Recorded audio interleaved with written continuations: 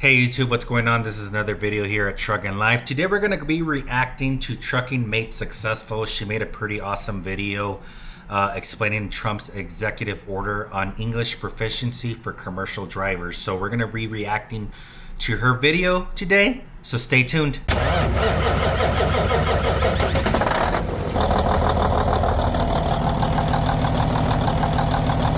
Now, to understand this executive order, we need to understand why it's happening. The Federal Motor Carrier Safety Administration has long required commercial motor vehicle drivers to understand and speak English well enough in order to be able to understand and read traffic signs, communicate with officers and the public, and this was all in the name of safety. But enforcement has been pretty spotty and at times non-existent. The question is, why? Well, in 2016, the FMCSA issued guidance that kind of scaled back that strict enforcement, and it allowed certain drivers with a lack of English proficiency to operate under certain conditions. Now, this was in response to, at least some people say it was in response to, but the fact is it happened right after the Commercial Motor Vehicle Safety Alliance, the CVSA, removed English proficiency from the out-of-service criteria, which basically made it impossible to place a driver out of service for a lack of English proficiency. Now, let's fast forward to 2025. Trump's team, including Secretary Sean Duffy, argued that clear communication ensures that drivers can follow safety protocols and ultimately avoid accidents. So now that I gave you a little bit of a background, let's get into this executive order straight from the White House, which is titled Enforcing Common Sense Rules of the Road for America's Truck Driver. So you all heard Miranda and what she says. She has an awesome channel, guys. Go check her out or whatever. She gives really good information about the trucking industry. But I want to break down this video for you guys from a driver's perspective on why speaking English is important, right? And she says that it's mainly because of safety, right? So, for example, most of you guys that are truck drivers and you're driving down the road or whatever, right? And there might be construction ahead where it says merge now, left lane closed or right lane's closed or whatever. How many of us haven't, been on the right lane when the left lane's closed and either everybody's waiting till the last minute to merge, slowing traffic down, and it's a pain in the butt, right? So it got me thinking that what if it's because the driver can't read the sign? Even though there's visual clues, right? It'll usually have a big ass arrow saying merge now. But what if you can't read it? Like, that's a problem. You know what I mean? What about when you get pulled over in a DOT inspection and you can't communicate with the officer clearly on just basic things, right? Let me see your logbook. Let me see your permits. What type of material are you hauling? Like, that's very, very important to be able to communicate with an officer what's going on. Otherwise, that's going to make it very, very difficult. Now, I've experienced this as a truck driver whenever I'm at a pickup or a pickup place or a delivery place. And you let me know down in the comments, drivers, if you guys have dealt with this as well. I've literally seen somebody at the dispatch window with Google Translate on the phone, and they're literally either speaking or typing, communicating back and forth to the person. What are they going to pick up or what are they there for, right? Like, that slows down the line because it's so much easier to say, hey, I'm in such company. I'm going to such and such place. This is what I'm going to pick up. This is my pickup number. But if you can't speak English, that creates a problem. What if you're in an accident? Either you hit them or they hit you. Doesn't matter, vice versa.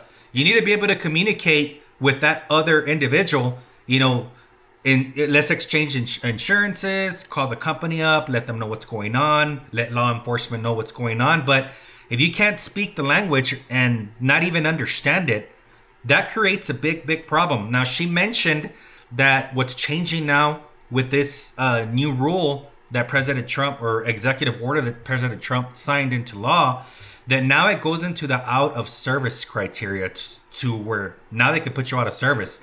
I just wonder how they're going to enforce it. If they pull me over and I don't speak English at all and I don't understand them, are they going to put me out of service on the spot? I don't know how they're going to do it, but let's go ahead and continue with the video. This is what it says. Number one, it instructs the FMCSA to revoke the 2016 guidance that relaxed enforcement for English proficiency. Number two, it instructs that the out-of-service criteria must be updated to reflect that drivers who are not proficient enough in English be placed out of service. Number three, it instructs Secretary Sean Duffy to, and I quote, review state issuance of non-domiciled CDLs to identify any irregularities and ensure American drivers are validly licensed and qualified. And number four, the order directs the Secretary of Transportation to carry out additional administrative, regulatory, or enforcement actions to improve the working conditions of America's truck drivers. Now, all of this is directed to happen within 60 days of the executive order being signed. To top it off, and I'm going to quote this, a press release issued by the DOT yesterday recognized the executive order and called on the CVSA to update the out-of-service criteria to include the English proficiency standard. So now what does that mean? Well, we kind of talked about it in a video I did on Arkansas when they just passed the law, but I'm happy to repeat it again. If it's enforced the way it is written, then it might be a game changer. Since it's a federal law and it's a federal enforcement, that is the key word, enforcement, it's going to apply to all states. Now, think about it. I don't have the exact numbers of how many folks in the industry lack the English proficiency as defined by the FMCSA, but I'm pretty sure there are quite a few of them, at least from the comments I read and from what I hear from my team who is out on the road. Now let's jump a little bit ahead and talk about out-of-service orders. I'm going to give you an example, which probably a lot of you are very familiar with. This happened to us a couple of times, unfortunately. If you have a leaky tire, for example, and you're placed out of service, how do you get back on the road? Well, you have to change that tire. And very often, at least from my experience, they won't even let you drive 2 miles down the road to a truck stop. She brings a very interesting point right here, guys, to where if in fact a driver gets placed out of service due to the fact that you cannot speak English, how are they going to force it? How are you going to get back on the road?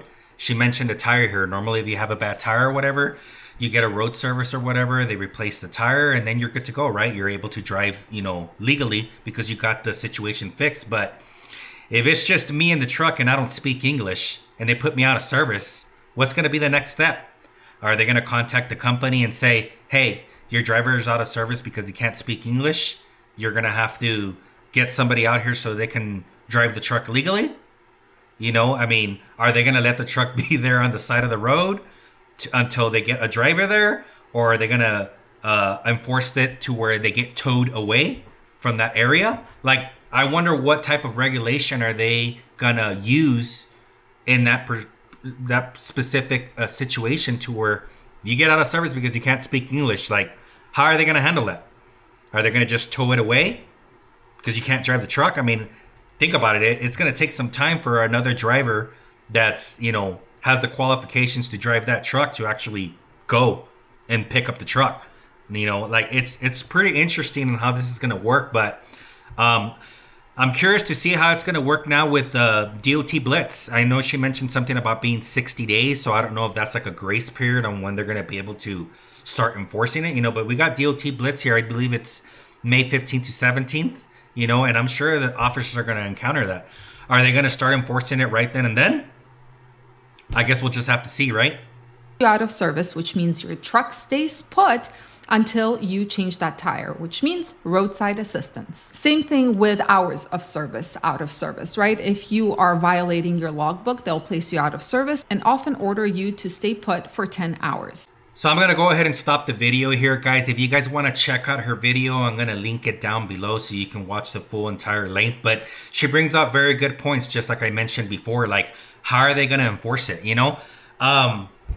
Most of the time, people that post anything that's related to like this, they're going to be like, well, that's racist or that's unfair or whatever. But it's no different. If I'm going to go drive a truck in Mexico, everything in Mexico is in Spanish. They speak Spanish. All their signs are in Spanish. And in commercial driving trucks, in commercial driving, signs matter.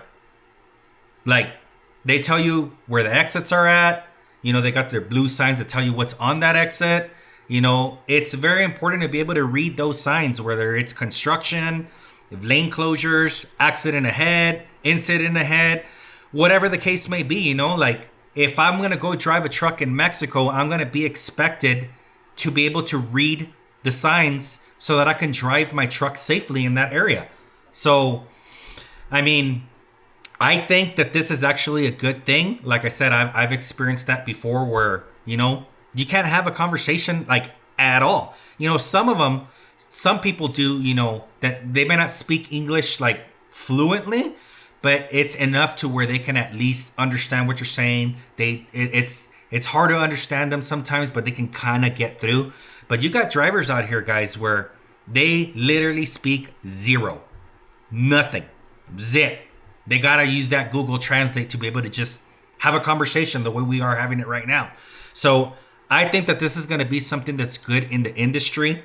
That just goes in any country. You know, you're going to go do something over there. You need to be able to at least communicate what you're doing in their roadways. You know what I mean? Like these trucks, guys, we've all seen what can happen.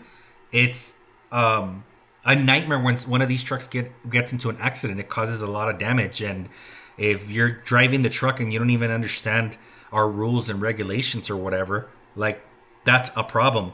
But I just wanted to say my 2 cents about it. You know what I mean? And I think that she does a great job in giving good information about truck driving. I just wanted to give my trucker's perspective of what we actually deal with on the road, and those have been the encounters that I've dealt with. Where, you know, sometimes, you know, it's just like, you idiot, like, didn't you see the sign? But what if they saw it but they just didn't understand it? I never thought about it that way up until now, right? Like maybe they just couldn't read the sign, and that's why they're merging at the last minute. You know what I mean? But anyhow, guys, that's what I got for you guys today. Let me know down below if you agree, disagree with President Trump's executive order. Do you think it's good for the industry? Do you think it's bad for the industry? Do you think it's unfair? What are your thoughts? Comment down below. But anyhow, guys, this is what I got for you guys today. For those of you guys who are driving down the road, you guys stay safe. For anybody of you just watching down in the house, you have a great rest of your day. And we will catch you guys on the next one. Stay safe. Peace out. Like, share, and subscribe.